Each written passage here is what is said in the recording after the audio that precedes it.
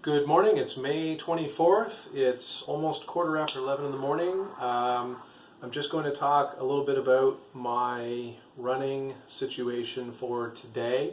I'm going to do a hill run today because I have a big hill coming up on Saturday. Two runs on Saturday. One is kind of hilly and one is just very, very hilly.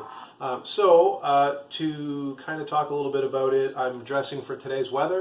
It's probably 10 to 12 degrees out and it's not very windy, so I'm just going to wear a regular short sleeve shirt. Sometimes I wear a long sleeve shirt under, especially if I want to put headphones on, then I can have them go through the short sleeve shirt, but I'm not going to wear headphones because when I'm doing runs on certain roads where there's heavy traffic, it's not safe to be wearing headphones, and then you can't really hear what's going on.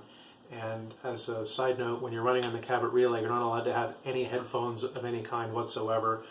Your team will get fined or something like that. So I basically have some of my early and more recent Vibrams here. I'll just talk quickly about that. These are, I think, the third pair I ever owned, and the problem with them is, as much as I love running in them, they wear out in different spots where if I'm going to hit a rock, it just becomes very thin in certain areas of the foot, and it hurts my foot quite a bit. And also the material stretches, so my foot moves around in it a lot. So if I'm running down a hill and I'm trying to run pretty fast, it makes me feel a little unsafe, like I'm going to fall. And these are specifically spring, summer, and fall running Vibrams. You don't obviously run with these in the wintertime because they don't have the proper tread.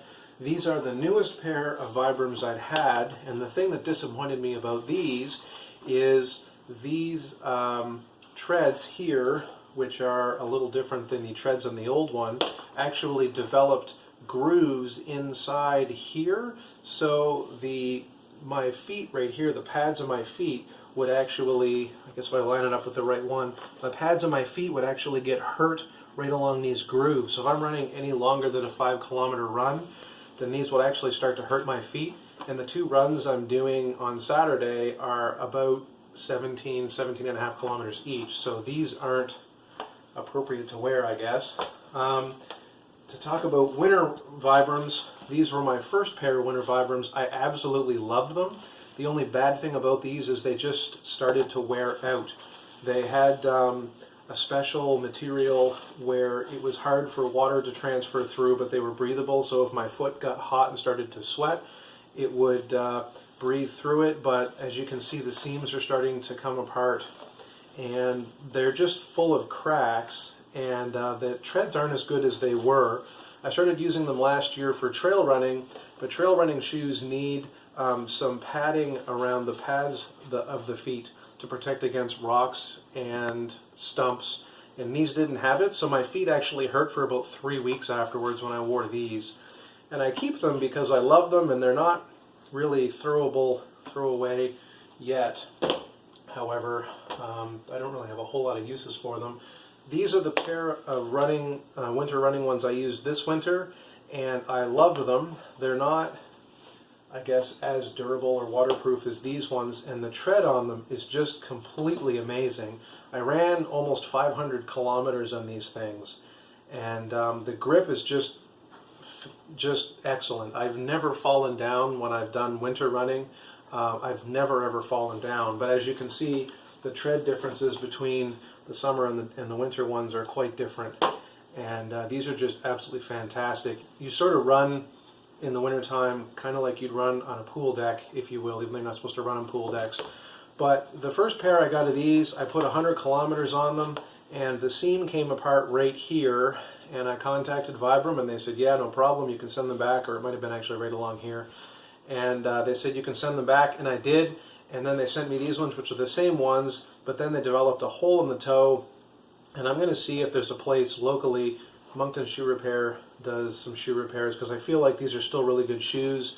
I don't want to replace them because that's the only thing that's wrong with them, and I might even be able to get some kind of glue and fix that myself. It's just, it really upsets me that these are hard to buy in Canada, and then when you finally do get a pair, they just seem like they're not as well made.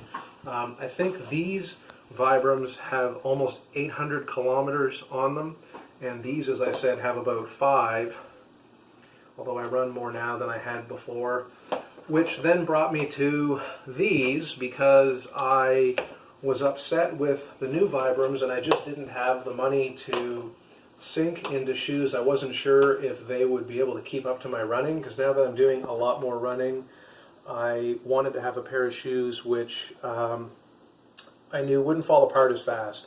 So these actually have Vibram soles, and they're made by a company called Merrell, and it makes me happy that they still have Vibram treads or soles, because they are quite grippy, and although they're not the exact same shape, it's probably the same kind of material. So it's not, you're not going to fall and slip as much, but it's a minimalist shoe, so they're quite a bit lower profile than what a normal shoe, a running shoe, would be. But there's a lot of padding here, as I kind of talked about in the other shoes. So when I'm running, it helps pad my foot against rocks and stumps and so on and so forth. But because it's a shoe and I tie it up, I find that I can get a lot safer speed when I'm running downhill than I can in any of these things, because these things just seem like my feet will press against the toes, and then I almost feel like I'm going to slip out of them, almost like they're a size too big. So anyway, I'll do a couple of shots of me running the hill run. It's sunny outside, so I'm going to wear sunglasses because sometimes the sun glare can get to you. This is a little bit of a sports drink. It's just water with a scoop full of electrolytes called BioSteel, and I find it works really good. So I just leave this kind of on the side of the road if I'm doing a repeat. So I'll kind of run and go back, and then I can get a drink, and I find this is really, really good. And of course, because it's sunny, today is a perfect day to wear sunscreen. You always want to wear sunscreen. So we'll see you out in the road, and so here I am on the side of the road. This is just outside Amherst in Naphan. The Pied Piper is just over there to my left. And what I'm going to do is do a little warm-up jog up the road here, and then I'm going to start doing hill repeats up Fenwick Hill. And for some reason, there's 300,000 cars driving up and down this road. I'm not sure why. I guess I'm really that interesting. So I have my drink. I'm going to jog with it and then place it at the bottom of the hill up there. And then we're going to get some side-on shots of me running up the hill and then running down the hill, just so you can kind of see what a hill run is like. So there's basically 4 kinds of runs that I would do. There would be a speed run, which is what I'm not doing today. I'm just trying to focus on a hill run, so I would run a little slower than normal. I'm trying to get my body used to running up a hill. The speed run, there would be a hill run, which is what I'm going to do today. There would be a long run, and what they call, it's a really funny name, a fartlek run. A fartlek run is where you keep changing your speed while you're running back and forth. One thing I did not put on is bug off, which I didn't really think of, but it's a little buggy. So I'm going to stop this again, and I'm going to start doing the running up there, and I will talk to you guys in a bit.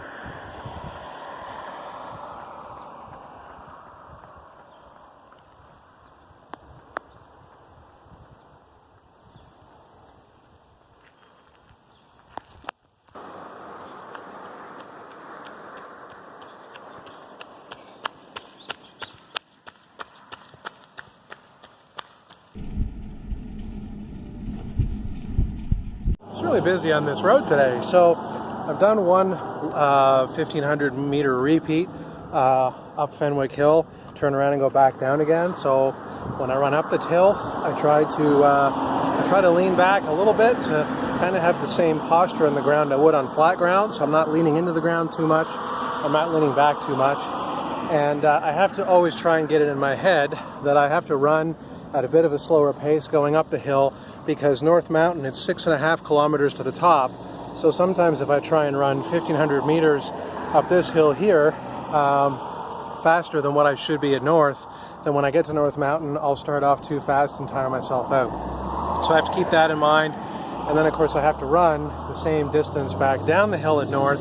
So when you run down a hill, you try and lean in to the road a little bit so that you again have the same posture about on the ground, the same angle. You might lean into a little bit. One of the runners that I would read, Julian in The Art of Running Faster, he said when you're running downhill, you should be leaning forward and your feet should basically be stopping you from hitting the ground, from falling forward under the ground. Now I can't do that for 5 or 6 kilometers, but it should be easier to run downhill than it is on flat hill or uphill, because you're just stopping yourself from, like, you're gaining speed, you're kind of getting free speed out of it. So anyway, because the run's only in a few days, I'm only going to do this one repeat. So it was just about 3.6 kilometers, which is not a very far run. But again, 1.5 kilometers uphill, 1.5 kilometers downhill with a little bit of a warm-up in the beginning. I would have done that repeat at least a couple of times, maybe not 3, a few weeks ago, but I don't want to get myself too tired before the run, so I'm not sore. Anyways, I'm going to throw this video together a bit, I'm going to edit it a bit, and hopefully it'll look good. I love you boys, and I'll talk to you soon.